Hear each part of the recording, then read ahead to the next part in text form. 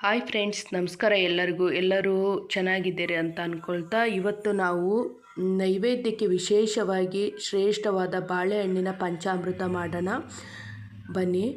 ಬಾಳೆಹಣ್ಣಿನ ಪಂಚಾಮೃತ ಸಮೃದ್ಧಿಯ ಸಂಕೇತ ಅಂತ ಹೇಳ್ತಾರೆ. ಇನ್ನೇನು ದೀಪಾವಳಿ ಬಂತು, ಅಂಗಡಿ ಪೂಜೆಗಳೆಲ್ಲ ಪೂಜೆ ಆದಮೇಲೆ ಬಾಳೆಹಣ್ಣಿನ ಪಂಚಾಮೃತ ಕೊಡ್ತಾರೆ ನೋಡಿ, ಅದೇ ನಾವು ಮಾಡ್ತಾ ಇರೋದು.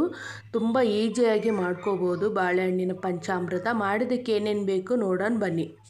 ಬಾಳೆಹಣ್ಣಿನ ಪಂಚಾಮೃತ ಮಾಡೋದಕ್ಕೆ ನಮಗೆ ಬೇಕಾಗಿರುವ ಸಾಮಗ್ರಿಗಳು: ಬಾಳೆಹಣ್ಣು, ಹಾಲು, ಮೊಸರು, ತುಪ್ಪ, ದ್ರಾಕ್ಷಿ, ಕಲ್ಸಕ್ಕರೆ, ಸಕ್ಕರೆ, ತುಪ್ಪ. ಇಷ್ಟೇ ಸಾಕು ನಮಗೆ ದೇವರಿಗೆ ಇಷ್ಟವಾದ ಬಾಳೆಹಣ್ಣಿನ ಪಂಚಾಮೃತ ಮಾಡೋದಕ್ಕೆ. ಹೇಗೆ ಮಾಡೋದು ನೋಡೋಣ ಬನ್ನಿ.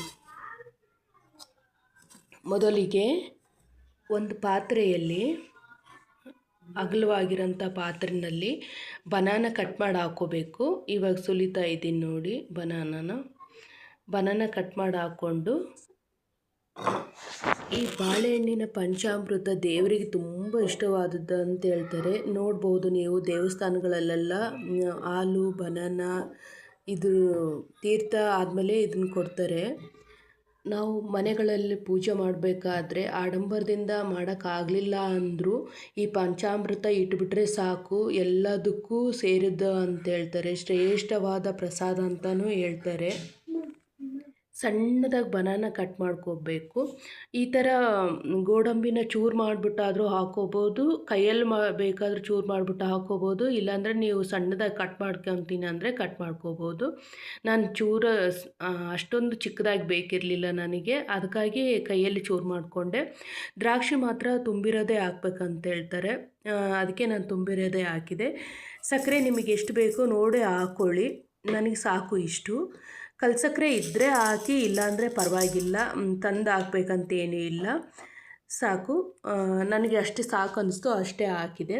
ಜೇನುತುಪ್ಪ ಮಾತ್ರ ಕಂಪಲ್ಸರಿ ಬೇಕೇ ಬೇಕು. ಈ ಪ್ರಸಾದಕ್ಕೆ ಮೇನ್ ಬೇಕಾಗಿರೋದೇ ಜೇನುತುಪ್ಪ ಅಂದ್ರೇ ಪಂಚಾಮೃತ ಅಂತ ಹೇಳ್ತಾರೆ. ನಾನು ಜೇನುತುಪ್ಪ ಹಾಕ್ಕೊಂಡೆ. ತುಪ್ಪ ನಿಮಗೆ ಎಷ್ಟು ಬೇಕೋ ಅಷ್ಟು ಹಾಕ್ಕೊಳ್ಳಿ. ನನಗೆ 2 ಸ್ಪೂನ್ ಸಾಕು ಅನ್ನಿಸ್ತು. ಎಷ್ಟೊಂದು ಹಾಕಿದರೆ ಚೆನ್ನಾಗಿರಲ್ಲ ಅದು, ಅದಕ್ಕೆ 2 ಸ್ಪೂನ್ ಹಾಕಿದೆ ಸಾಕು. 1 ಗ್ಲಾಸ್ ಹಾಲು ಹಾಕ್ಕೊಂಡೆ. ನಿಮಗೆ ಎಷ್ಟು ಬೇಕು ನೋಡಿ ಹಾಕ್ಕೊಳ್ಳಿ, ನನಗೆ ಸಾಕು ಅಷ್ಟು, 1 ಗ್ಲಾಸ್ನಷ್ಟು. ನಿಮಗೆ ಜಾಸ್ತಿ ಜನ ಬರ್ತಾರೆ ಅಂದರೆ ಸ್ವಲ್ಪ ಜಾಸ್ತಿ ಹಾಕ್ಕೊಳ್ಳಿ, ಪರವಾಗಿಲ್ಲ. ಅದಕ್ಕೆ ಮೊಸರು ಹಾಕಿದೆ. ಮೊಸರು, ಜೇನುತುಪ್ಪ, ಸಕ್ಕರೆ, ಹಾಲು ಮೇನು, ಬನಾನ ಮತ್ತು ಅದಕ್ಕೆ ಚೆನ್ನಾಗಿ ಕಲಸಿದೆ. ಸಕ್ಕರೆ ಕರಗೋವರೆಗೂ ಚೆನ್ನಾಗಿ ಕಲಿಸ್ಬೇಕು ನೋಡಿ. ಕಲಿಸ್ತಾ ಇದ್ದೀನಿ. ಬನಾನನ ನೀವು ಇನ್ನೂ ಸ್ವಲ್ಪ ಸಣ್ಣದಾಗಿ ಕಟ್ ಮಾಡ್ಕೋಬೋದು. ನನಗೆ ಸಾಕು ಅಷ್ಟೇ ಇರಬೇಕಾಗಿತ್ತು, ಕೊಡೋರಿ ಚೆನ್ನಾಗಿರುತ್ತೆ. ಇಲ್ಲ ನೀವು ಸಣ್ಣದಾಗಿ ಬನಾನ ಕಟ್ ಮಾಡ್ಕೊತೀನಿ ಅಂದರೆ ಮಾಡ್ಕೊಳ್ಳಿ, ಪರವಾಗಿಲ್ಲ. ದ್ರಾಕ್ಷಿ ಮಾತ್ರ ತುಂಬಿರೋದೇ ಹಾಕಬೇಕಂತೆ, ಅದಕ್ಕೆ ನಾನು ತುಂಬಿರೋದೇ ಹಾಕಿದೆ ನೋಡಿ. ಚೆನ್ನಾಗಿ ಕಲಿಸ್ತಾ ಇದ್ದೀನಿ. ಈ ಥರ ಬಂದಿದೆ. ಇನ್ನು ಕಲ್ಸಕ್ಕರೆ ಕರಗಬೇಕು. ಕರಗಿದರೆ ದೇವರಿಗೆ ಇಷ್ಟವಾದಂಥ ನೈವೇದ್ಯ ರೆಡಿ ಆಯಿತು.